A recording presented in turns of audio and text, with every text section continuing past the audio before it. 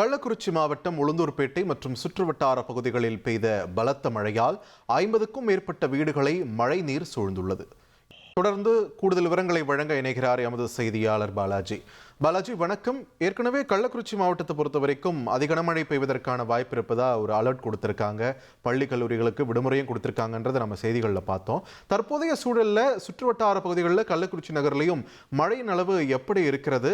முன்னெச்சரிக்கை நடவடிக்கைகள் அங்க என்னென்ன முன்னெடுக்கப்பட்டிருக்கிறது? பாலாஜி, விரிவா பதிவு பண்ணுங்க. நேற்று காலை முதலே கள்ளக்குறிச்சி மாவட்டத்தில் பல்வேறு பகுதிகளில் கனமழையானது பெய்து வந்தது. குறிப்பாக சொல்ல வேண்டும் என்றால் கடலூர் மாவட்டம் மற்றும் விழுப்புரம் மாவட்டத்திற்கு அருகாமையில் உள்ள உளுந்தூர்பேட்டை, கள்ளக்குறிச்சி மாவட்டம் உளுந்தூர்பேட்டை மற்றும் அதன் சுற்றுவட்டார பகுதிகளில் பொதுவாக வடகிழக்கு பருவமழையின் காலத்தில் கனமழையானது பெய்யக்கூடும். இதனால தாழ்வான பகுதிகளில் மழைநீர் தேங்குவது வழக்கம்.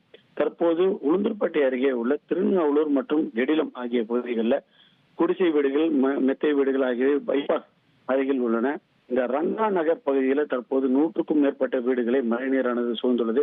காலை முதலே தொடர்ந்து பெய்து வந்த கனமழையின் காரணமாக இந்த ரங்கா நகர் மற்றும் ஆசிரியர் குடியிருப்பு ஆகிய பகுதிகளில் மழைநீர் தேங்கியுள்ள நிலையில் தற்போது மாவட்ட ஆட்சியர் சம்பவ இடத்திற்கு வருவாய்த்துறையினரை விரைவாக அனுப்பியுள்ளார். அந்த இடத்தில் வருவாய்த்துறையினரும் ஊரக வளர்ச்சித்துறையினரும் மழைநீரை வெளியேற்றுவது எப்படி என்பது குறித்து தற்போது ஆய்வுகளை மேற்கொண்டு வருகிறார்கள். விடுவதற்குள் இங்கிருந்து மழைநீரை வெளியேற்றிவிட வேண்டும் என்பது அவர்களுக்கு விடுக்கப்பட்டுள்ள கட்டளையாக உள்ளது. இந்த மழைநீரை வெளியேற்றிவிட்டு மீதமுள்ள பகுதிகளில் மழைநீர் தேங்காமல் இருப்பது எப்படி என்பது குறித்து வருவாய்த்துறையினர் தீவிரமாக ஆராய்ச்சி மேற்கொண்டு வருகின்றனர்.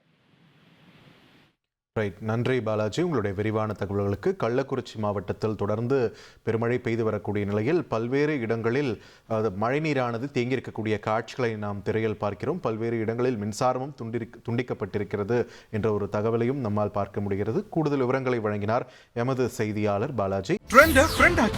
தந்தி டிவியின் சப்ஸ்கிரைபர்ஸ் அண்ட் ஃபாலோவர்ஸ் குடும்பத்தில் நீங்களும் இணையுங்க.